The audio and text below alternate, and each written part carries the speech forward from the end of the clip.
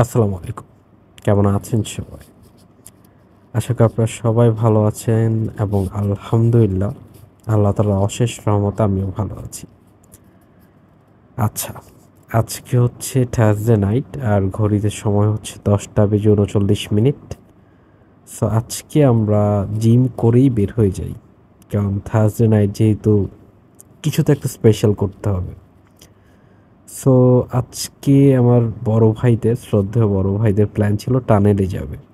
আমি জানি না এই ভিডিওতে আমি কতটুকু দেখাতে পারবো, but it's going to be very long video. Anyways, আমরা জিসি থেকে টার্ন নিয়ে আজকে একটা নিউ রোড দিয়ে যাব।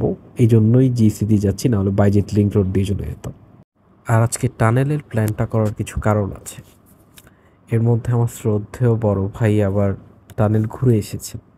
তো উনি যেটা বললেন, টানেলের ওই সাইডে মানে আনোয়ারার সাইডে বেসিক্যালি মোমোস, মালাই চা, ভাপা পিঠা এইগুলোর একটা ছোটোখাটো স্টল বসে। তাও কি রাতে, সকালে না। তো এটা যদি এই সাইডে হতো আরও ভালো হতো, কারণ টোল দিয়ে যাওয়া লাগতো না। বাট ইয়েস, যেহেতু আজকে আমার জন্য ফার্স্ট টাইম, তো ওই সাইডে তো এমনিও যেতে হচ্ছে। সো আপাতত ওই সাইডে যাবো, বাট দ্য প্রবলেম ইজ এখন আজকে আমাদের শ্রদ্ধেয় বড় ভাইয়ের গাড়ি নিয়ে বের হয়েছি। তো বের হওয়ার পর যেটা খেয়াল করলাম, গাড়িতে অকটেন নেই। তো এখন কোন দিক থেকে অকটেন নিব এটাও বুঝে উঠতে পারছিলাম না, কারণ as far as we know that সামনে নাইট রাইডার্স ছিল, কিন্তু নাইট রাইডার্সে এলপিজি পাওয়া যায়, অকটেন না। সো আপাতত আগে দেখি একটু নাইট রাইডার্সের দিকে যাই, ওখানে যদি অকটেন পাই then okay, no problem, but না পেলে তখন একটু প্রবলেম হয়ে যাবে। আর সামনে স্বপ্ন চোখে পড়লো, তো আমি চিন্তা করলাম স্বপ্ন থেকে কি কিছু নিয়ে যাব না কি না, কারণ আস্তে আস্তে কিন্তু ভালোই রাত হবে। আর বলতে বলতে চলে আসছি নাইট রাইডার্সের সামনে। এখন প্রবলেম হচ্ছে, আচ্ছা ওয়েট, গাড়িটাকে একটু সাইড দিয়ে নিই। আচ্ছা, প্রবলেম হচ্ছে নাইট রাইডার্স হচ্ছে হাতের বাম পাশে পড়বে। এখন যে দেখি যে নাইট রাইডার্স অলমোস্ট অফই, একটা গেট খোলা, বাকি সব অফ। এখন বুঝে উঠতে পারছি না যে আছে না কিনা, খোলা না কিনা। পরে দেখলাম যে একটা গাড়ি আপাতত আছে ভেতরে, কিন্তু ঢোকার সাথে সাথেই তো প্রবলেম, যে দেখি যে ওখানে জাস্ট এলপিজি আর কিচ্ছু না। আর নাইট রাইডার্স আগে ছিল এখানে, এখন আর নাই, চেঞ্জ করে ফেলছে। দেন গাড়ি ইউটার্ন নিয়ে চলে আসি এখানে, কারণ ওখানে এলপিজি ছাড়া আর কিচ্ছু নাই। মোস্ট প্রবলি গ্যাসও ছিল, বাট এখানে আছে। আচ্ছা, নিয়ে আমরা বের হয়ে যাই, ওয়েট করি না, সাগরিকা দিয়ে বের হচ্ছি, কারণ আজকে একটা নিউ রোড দেখাবো। অলদো রোড এটা আমি চিনি না, বাট আমার বড় ভাইরা নাকি লাস্ট টাইম এটা দিয়ে গিয়েছে। যাই হোক, রাত যতই বাড়ছে গাড়ি ঘোড়া রাস্তায় কমে যাচ্ছে, কিন্তু এই সাগরিকার মোড়টা অলওয়েজ মানে ট্রাফিক থাকবেই, জ্যাম প্যাক থাকবেই। এনিওয়েজ, এখান থেকে বের হই, then I will get back to you. আর এটা দেখে বোঝার কোনো উপায় আছে, যেটা ওই সাগরিকা যেখানে ঈদের টাইমে মানে কোরবানির টাইমে একটু ভেতরে ঢোকাটাই অসম্ভব মনে হয়। আর আশেপাশে মোস্ট প্রবলি কিছু ফ্যাক্টরিজ আছে, correct me if I am রং, আমি শিওর না, বাট এই ফ্যাক্টরিগুলোকেই মোস্ট প্রবলি কোরবানির টাইমে ভাড়া দিয়ে হাট বানানো হয়। এনিওয়েজ, আমরা আমাদের যে রাস্তার কথা বলছিলাম, নতুন রাস্তা, এটাই ওই রাস্তা। এইটা বেসিক্যালি আপনার আউটার রিং রোডে চলে যায় ডিরেক্ট এখান থেকে। সো এখন আর বাইজিৎ লিং রোড হয়ে, টোল রোড হয়ে ঘুরে আসার কোনো প্রয়োজন নাই।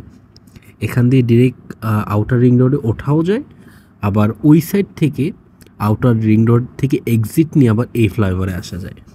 সো এখন যদি টানেল বা বিচ বা নেভাল বা এয়ারপোর্ট যেখানেই যাওয়া লাগে, রোডটা অনেক ছোট হয়ে গেছে। যাই হোক, আমাদের মাননীয় প্রধানমন্ত্রীকে অনেক অনেক ধন্যবাদ এরকম একটা জিনিস উপহার দেওয়ার জন্য। অলদো আমরা চিটংবাসীরা, তো আমি আমি বাকিদের কথা জানি না, বাট আমি এই ফ্লাইওভার সম্পর্কে জানতামই না। অসাধারণ একটা জিনিস, কারণ এখন আমাদের এখান থেকে ওখানে যাওয়ার যে রোডটা খুব সহজ হয়ে গেছে। এনিওয়েজ, এক্সিটটাও খুব সুন্দর, এখান থেকে ডিরেক্ট আউটার রিং রোডে ওঠার যে রাস্তাটা এখান থেকে বাম পাশে। সো ফার্স্টে বোঝা যাচ্ছিল না কারণ অন্ধকার, বাট এখন অনেকটা ক্লিয়ার, কারণ অন্যান্য গাড়িগুলোকে ফলো করা যাচ্ছিল। এনিওয়েজ, আউটার রিং রোড উঠি, then I will get back to you. আর এখানে তো অবস্থা খুবই শোচনীয়, মানে কখন কখন যে রাস্তার মাঝখানে জিন চলে আসে বোঝা মুশকিল। হেডলাইট দিয়ে গাড়ি চালাচ্ছি, স্টিল এই প্রবলেমগুলো হচ্ছে। জিন বলতে রাস্তার মাঝখানে মানুষ চলে আসে। এখানে তো কোনো ট্রাফিক রুলস তো মানে না রাস্তা পার হওয়ার সময়। আর এখানে কিছু প্রবলেমও আছে। এত বড় একটা এত ডিভাইডার দিয়ে দিল ওই সাইডের, মানে কোনো হেডলাইট পর্যন্ত আসতেছে না, which is a very good thing. রাতে এটার জন্য গাড়ি চালাতে আগে কষ্ট হতো। বাট দ্য থিং ইজ, এই যে মানুষগুলো ওই সাইডের মানুষগুলো এই সাইডে কীভাবে যাবে, বা এই সাইডের মানুষগুলো ওই সাইডে কীভাবে যাবে, অ্যাটলিস্ট একটা ওভারব্রিজ বা একটু পরপর ওভারব্রিজ যেটা আমরা হাইওয়েতে দেখি, ওরকম তো করা উচিত ছিল। যাই হোক, প্রত্যেকটা জিনিসের গুড আর ব্যাড দুইটা সাইডই থাকে। আরেকটা গুড সাইড হচ্ছে এই যে এই গ্লো লাইটগুলা রাস্তার ডানে ওর বামে যেদিকেই বাঁক নেই বোঝা যাচ্ছে দূর থেকে। আর কিছু ইডিয়ট তো থাকেই রাস্তার মাঝখানে, হঠাৎ করে বামে ডানে নিয়ে যায়। এই লরিগুলোই খুব ভয় লাগে, এই জন্যই বারবার ডিপার দিয়ে দিয়ে চালাচ্ছি। আর রুলসের কথা যেহেতু উঠলো, রুলস কেউই ফলো করে না। দেখেন, আমরা এত রুলসের কথা বলি, বাট স্টিল আমাদের গাড়ি তো চলে 100-120-এ, যদিও এখানে কোনো স্পিড লিমিট নাই। অ্যান্ড যদিও আমরা অনেক সাবধানে গাড়ি চালাই, অনেক সাবধানে, স্টিল কিছু কিছু জিনিস যদি খেয়াল রাখা যায় তাহলে কিন্তু অনেক অংশেই অ্যাক্সিডেন্ট বলেন বা কোনো অকারেন্স বলেন, এগুলোকে মিনিমাইজ করা যায়। এনিওয়েজ, অনেক জ্ঞান দেওয়া হয়ে গেছে, আপাতত আজকে আর না দিই, যদিও এগুলো আপনাদের জন্যই। আর আমি ট্রাই করি আমার ভিডিওতে কিছু হলেও গুড ইনফরমেশন দেওয়ার। আচ্ছা, বলতে বলতে তো টানেলের অনেক কাছাকাছি চলে আসছি। মোস্ট প্রবাবলি সামনে থেকেই টানেলের গেটটা স্টার্ট হবে। গেট বলতে এন্ট্রিটা আর কি, বিচের পাশেই পড়ে। And here's our most beautiful Bangabandhu tunnel. এন্ট্রান্সটা খুবই সুন্দর। সবাই এসে রাতে এখানে ভিড় করে বসে থাকে, আড্ডা দেয়, কারণ ওই সাইডে গেলে আর there is no coming back.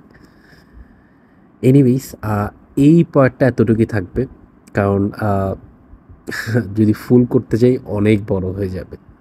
But I request every single one to wait for the part 2, because part 2-তে, আচ্ছা যাই হোক, ওইটা পার্ট 2-তেই দেখা যাবে, আর না বলি। Anyways, thank you every single one, stay tuned. And যতক্ষণ পর্যন্ত পরবর্তী ভিডিও না আসছে ততক্ষণ পর্যন্ত আপনারা আমার জন্য দোয়া করবেন। ভালো থাকবেন, সুস্থ থাকবেন। আল্লাহ হাফেজ।